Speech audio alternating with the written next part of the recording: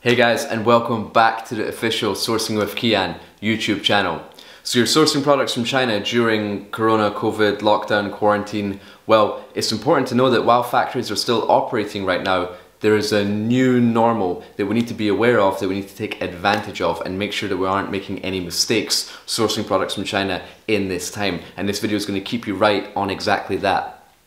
Recently I did an interview with Helium 10 on their Megathon, which I went over all the changes that are happening in sourcing products from China right now. There are very important topics that no one is really talking about right now, so I just want you guys to check out this interview and so you guys can stay right. But make sure you watch all the way to the end, because even after the interview is over, I'm going to add on some additional points as well, which we really need to be mindful of in this moment when sourcing products from China.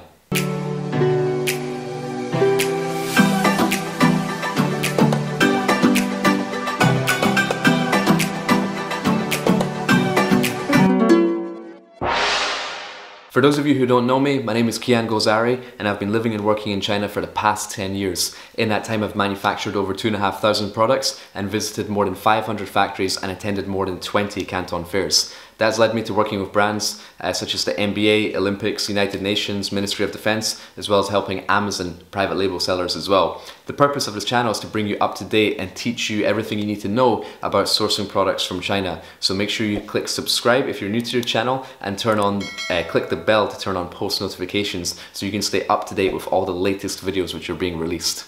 Firstly, I just want to say I hope everyone is keeping well and keeping safe and haven't been too negatively affected by the situation that we find ourselves in today. We are in challenging times, but if we stay disciplined and if we keep a positive mindset, we're definitely going to be okay, and we can also thrive in these times as well. We all know what's going on around the world right now as we're all living in it, so I don't feel like I need to explain that situation any further. But the purpose of this video and what I want to focus on is to educate you guys on how to source in the best way possible during this situation so that we can avoid any expensive mistakes and also take advantage of the opportunities that present themselves. So let's dive into the video with Helium 10. One thing I do want to mention though is during this video a link does appear that says the Megathon, but I just want to make you guys aware that that Megathon link does not exist anymore because it was just for this particular video and promotion. But if you guys are interested in taking the Helium 10 Freedom Ticket Amazon course, if you want to learn more about selling on Amazon, whether you want to start or if you want to improve your knowledge on it, I have included some discount links down below in the description. So if you want to check that out afterwards, those links are there for you, as well as if you want to use Helium 10's powerful software tools to enhance your Amazon business,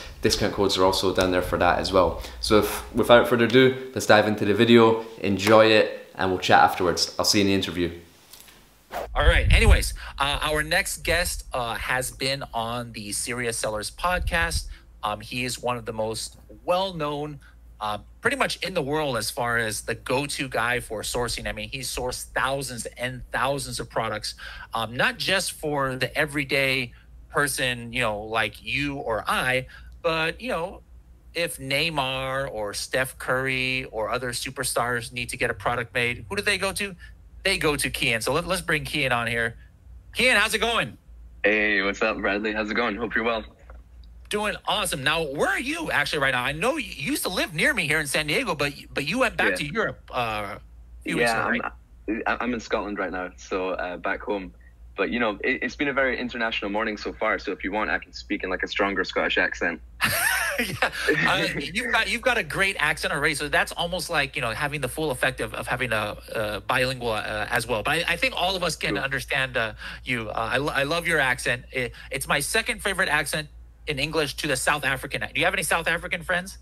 I do, yeah. Oh, I love the South African English accent. But anyways, you're on here to talk about you know, sourcing and things. So let me just get right in to the very first question that I think most people have is, you know, 2 months ago it was kind of crazy during Chinese New Year. All right, obviously everything is closed in China during Chinese New Year, so that's no surprise. But then after that, it kept going due to what was happening in Wuhan and other provinces where all the factories and Guangdong and everywhere else pretty much were shut down for a few weeks. Now, in my personal experience, the factories that I deal with, most of them are kind of back up to like full production, normal production, or as close to normal production speed as I would expect under normal circumstances.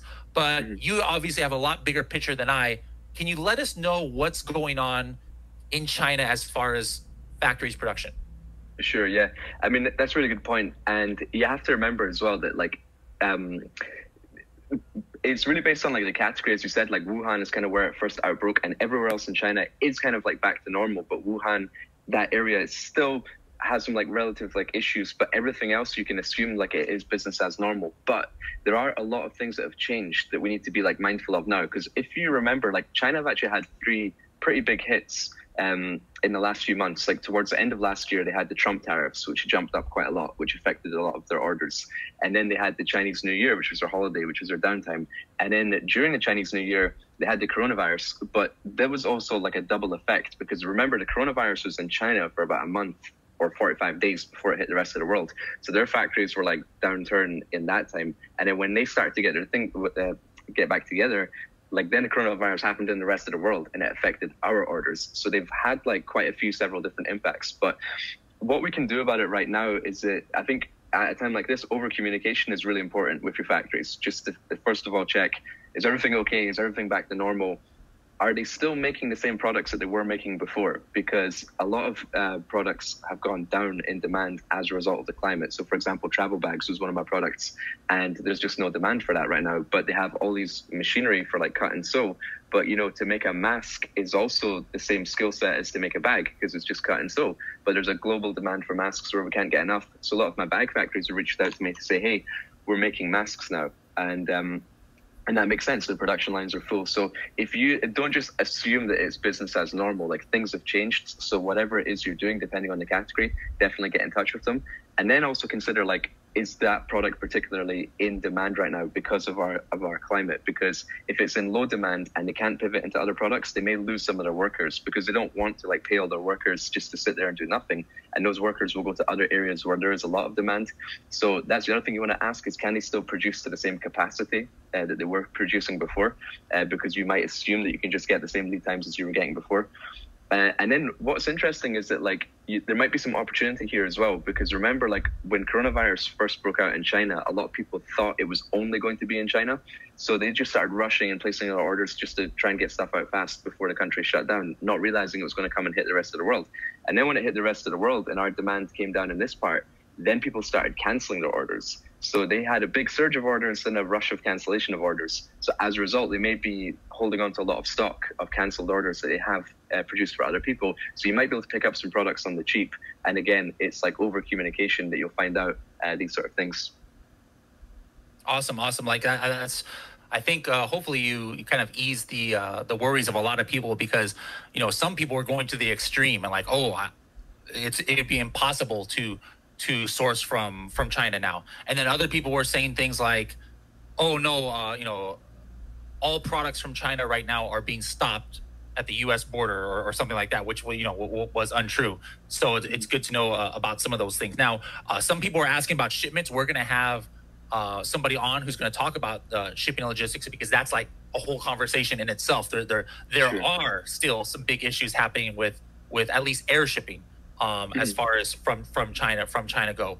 Now, Kian, tell us really quick. Let's take a step back. Why should we even be listening to you about sourcing? I know your reputation, but we have over 1,000 live viewers right now. So there's some people who might not have heard your podcast. What's a brief, quick history of your experience with sourcing? Cool. What's up, guys? Nice to meet you. So I've been living and working in China for the past 10 years. And in that time, I've manufactured over 2,500 products, visited over 20 Canton Fairs, and visited over 500 factories. And that's led me to working with brands such as the NBA, United Nations, Ministry of Defense, as well as a lot of big box retailers in the UK, Europe, and USA. And then also helping Amazon private label sellers as well. I've got an office in China. And then, as you said earlier in the show, I do work with NBA players directly as well. And then with athletes like Neymar as well. So, I mean, like product development and manufacturing is what I love. Is why I spend so much time in China. And it's not only just like buying products, it's actually developing products as well.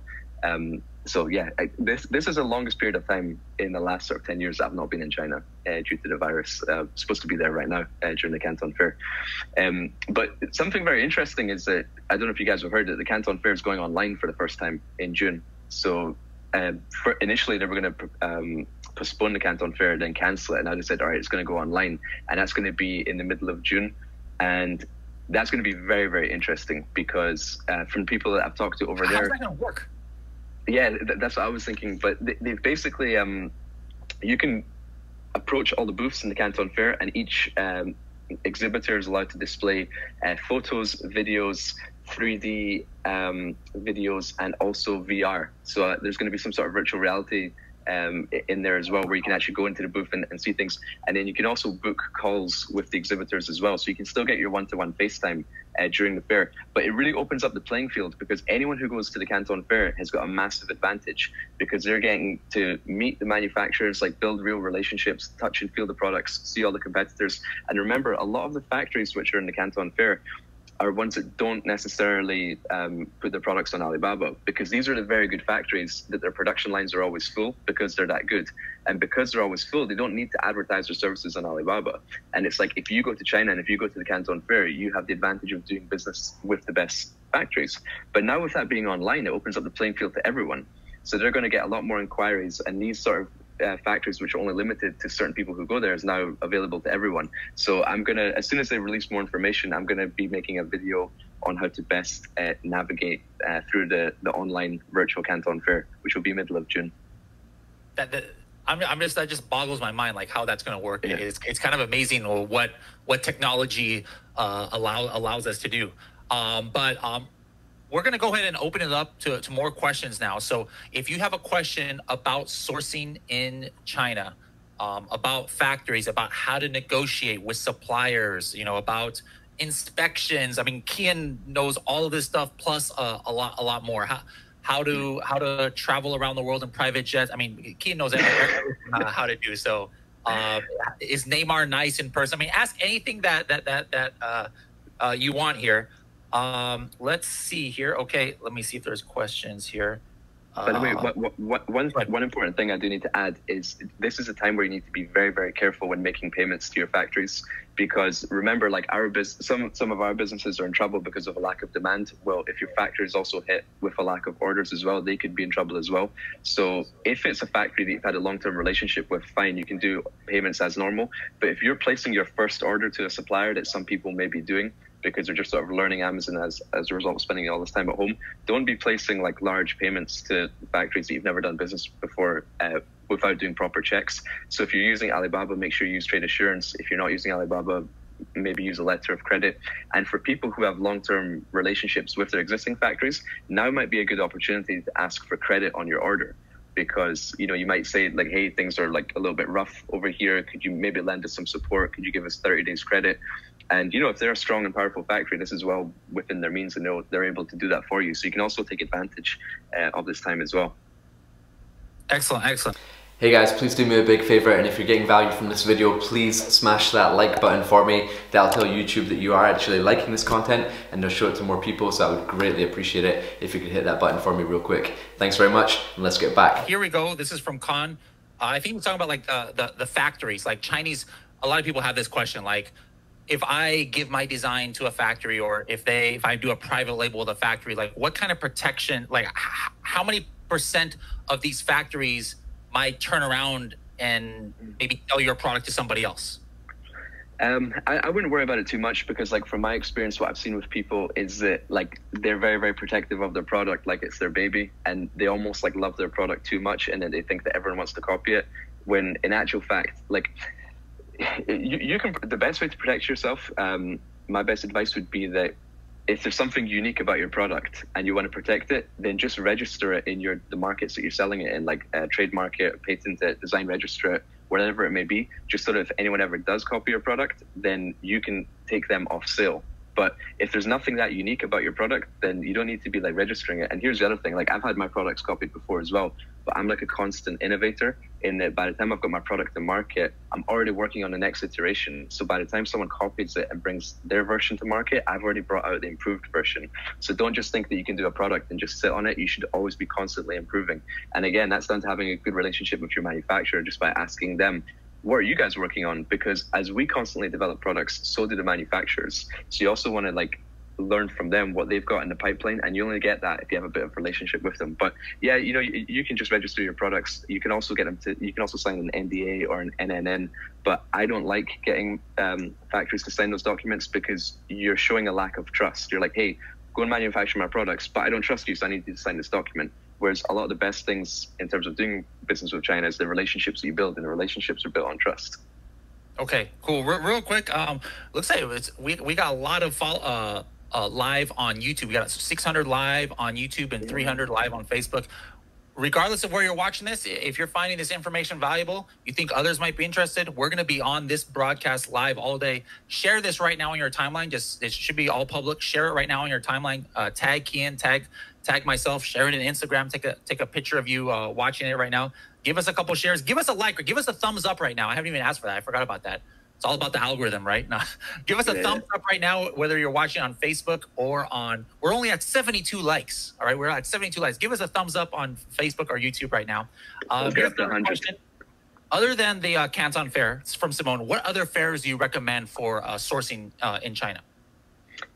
Global Sources is a really good one, and that's during the Canton Fair as well. So Canton Fair's got phase 1, phase 2, and phase 3, depending on your products. But Global Sources is in Hong Kong, which is just like an hour-and-a-half train journey from Guangzhou, which is the Canton Fair, and Global Sources is in between phase 2 and 3. And Megla, who I think is coming on the live later on, she actually runs that, so she can give you guys some more info on that. But I would also recommend exhibitions in your home countries as well, because like I go to exhibitions in Germany, in the UK, depending on what your industry is, whether it's like sport, outdoor, whatever, and you have like the big brands there, but you also have a hall for the manufacturers as well. So quite often I've gone to, even in like Salt Lake City in the US, that's a big exhibition center that they have for loads of different events.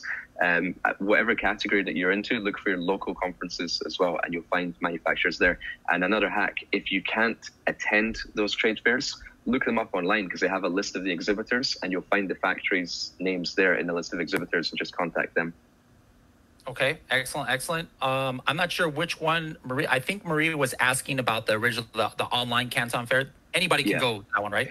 Yes. So if you've been to a Canton Fair before, you have a badge and a badge number, so that should just register you for the current one. But if you've never been to a Canton Fair before, you'll have to register. And people have been asking me how much does it cost, but it's free. All the previous Canton Fairs have been free. They just charge the exhibitors. I assume that this one will be free as well, because they want as many buyers walking through the door as possible. So it should be free. We got Sweet 310 here. He's got that Atlanta Braves hat. I'm going to have a different hat every hour today, guys, by the way. So you guys can like guess. Well, what is your hat? Is that a Dodgers hat or? Yeah, man, representing Dodgers. Yes, I love it. I don't know where my Dodgers hats are, but I'm going to have those soon. Best inspection company for Shenzhen area. Shenzhen. So I'm guessing you're into electronics, and there's 3 main ones that I like to use: Intertech, BV, and SGS. But there's so many inspection companies. I like to go with like the sort of international ones, the ones which have got offices in several different countries and things like that. And by inspection company, I assume you mean like pre-shipment inspection, but you can also have like quality control tests done as well, in terms of like the products that they hit legal and industry standards as well. And the good thing about Intertech is they do both, and they're very, very reputable. Okay. From going forward, we only got about 10 minutes left. Let's try and we'll try and do these really quick so we can get to more, like 30 seconds or less. So obviously you can go on for 5 minutes on this, but real quick, what's some general rules of thumb? Negotiate a better price with suppliers. Okay, right. I'll try and break it down as fast as possible. But I'd say to negotiate the best price, suppliers really value buyers who are experienced. And if you basically pick up a product in the Canton Fair or an Alibaba and just say, what's the price of this? They've already lost interest, because they know that you're not really that specialized in what you're doing. But if you give them a detailed specification sheet, which has got exactly all the information of what you're looking to purchase, I like to give the example of like an outdoor furniture chair, right? It could be steel tubing, it could be aluminium tubing, it could have a different thickness of diameter on tubing, it could have polyester material, nylon material, different deniers of fabric within the polyester. And if you just point at a chair and say, what's the price of that? They're like, well, what do you want? Polyester, nylon? Do you want steel? Do you want aluminium? Or I say aluminium, you guys say aluminum, right? So anyway, you can have a detailed... you can have a detailed specification sheet that has all the standards which you require, and then give that to to the supplier and say, what's your best price for this? And then they see that, they're like, okay, he's an experienced buyer, he knows his stuff, we're going to give him the best price.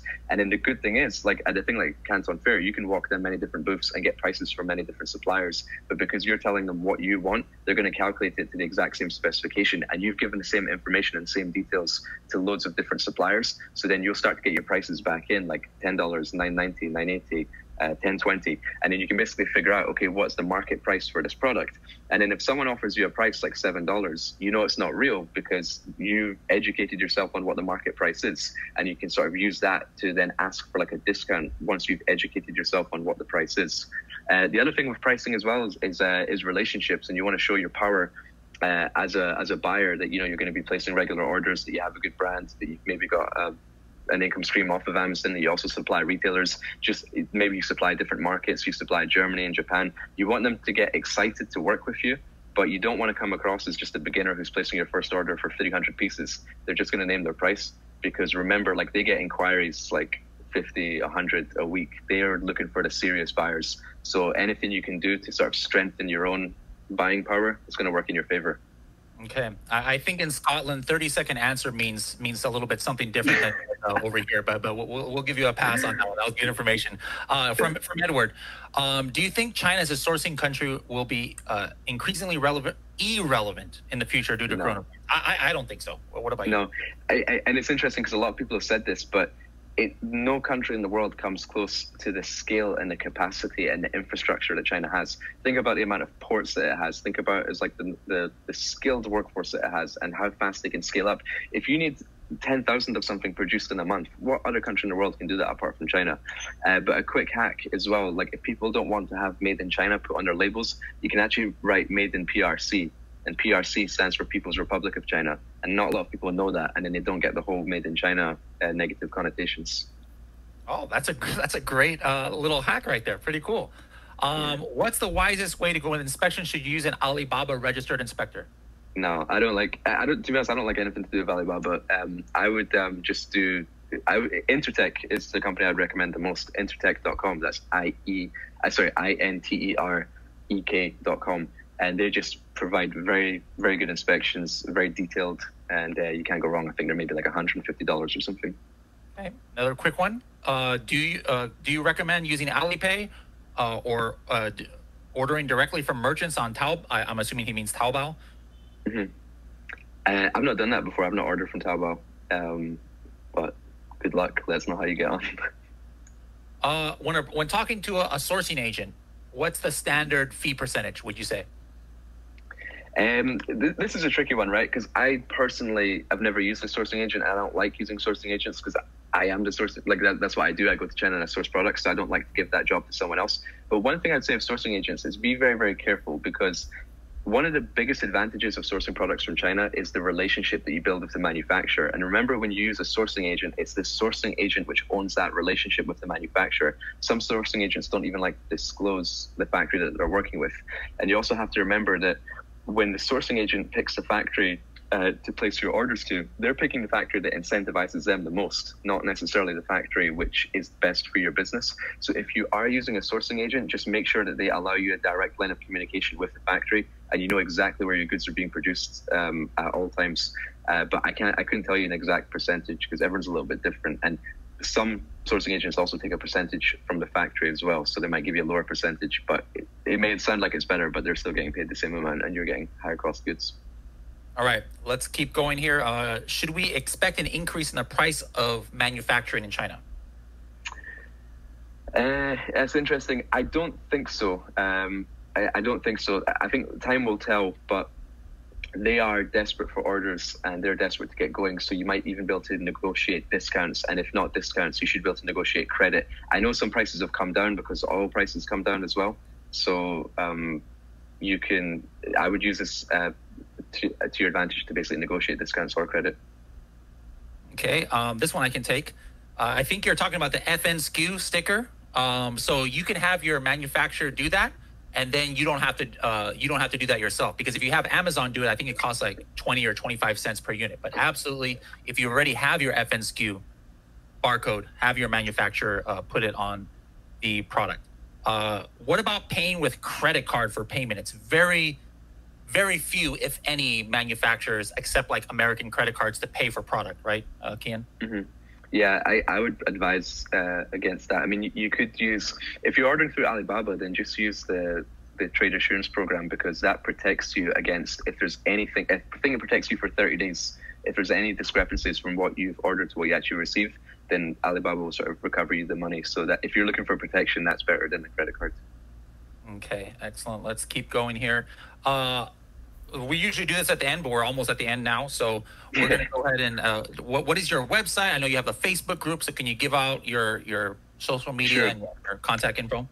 Sure, yeah. So the Facebook group would be the best one to connect. I sort of post a lot of stuff there and answer a lot of questions, and that is just called Sourcing with Kian. So I'm not sure if my name comes up on the screen, but just Sourcing with Kian is the name. Hey, on somebody Facebook. Took that off on our broadcast. So whoever took that off, was that you, Michael? Can you put it back? Let me see. And then on Instagram, I'm just Kian_JG, and that's J for John, G for golf. And I'm quite active there. I post a lot of stories in factories and stuff like that. So yeah, hit me on Instagram, jump in the DMs, or join the Facebook group. Very, very active there. And we talk about sourcing every day. All right, we just have a couple seconds left here. There's no real documents that can just like make a Chinese factory stick to a certain timeline, right? Mm-hmm.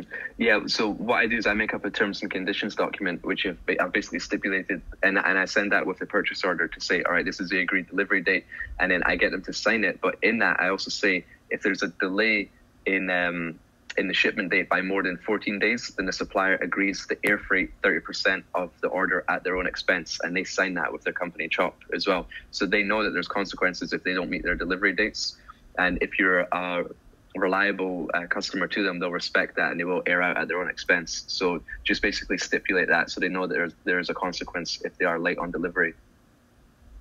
All right. How can you tell the good manufacturers from the bad at any time, not just at the Canton Fair? I would say going back to experience, by knowing exactly what product it is you want to do and being knowledgeable about your products as well.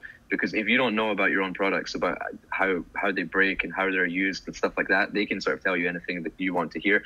And they can read your experience or inexperience and tell you what you want to hear. So the best tool you can equip yourself with is just being very, very knowledgeable in your own product. And also develop your own samples and buy competitor samples, bring them all out, feel them, see what you like, and then go to the Canton Fair or talk to suppliers and tell them exactly what you want.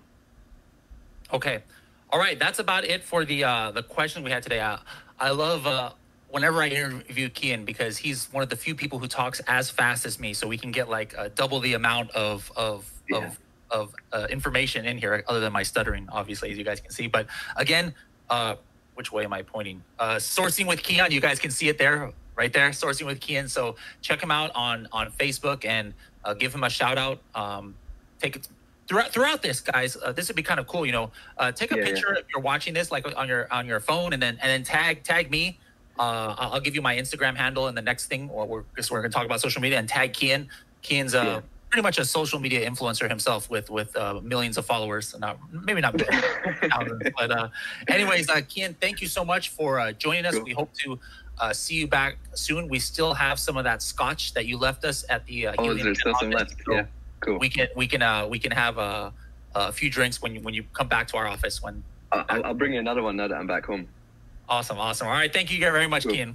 Take care, guys. Enjoy. Hey, see ya. So guys, I hope you enjoyed that interview with Helium 10. We covered a lot, but there are 3 other important things which I want to cover with you real quick. The first thing is you have to be more diligent than you've ever been before than looking out for new suppliers, because as a result of this time in quarantine and lockdown, a lot of people have now tried to learn the Amazon game. They've now entered the marketplace, and as a result, now a lot of middlemen on Alibaba have also entered the marketplace because they're looking to dupe the people and sort of either get involved in payment scams, take their money, or even just add a margin when we as buyers never had to sort of give an additional margin to these middlemen. So I created a video on YouTube on the 7 sourcing hacks to find the best manufacturers, how to work directly with the best factories. So I'm going to include that link up below. So if you need help sourcing products from Alibaba, make sure you click that link up there, watch that video, and let me know what you think. And number 2 is don't rush to place any big orders with your suppliers without double checking the freight costs first.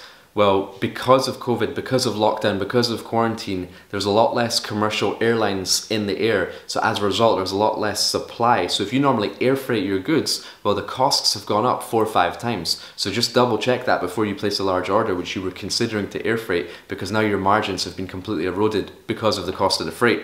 Now, sea freight hasn't been affected as much, but sea freight prices have still hiked a little bit. Bear in mind, it's still okay to get goods on a container and get that container onto a vessel, but once that vessel arrives at the port, can they get 1,000 truckers to then go and devan or deload the containers and then distribute them and send them out to all the warehouses around the countries which they need to be delivered to?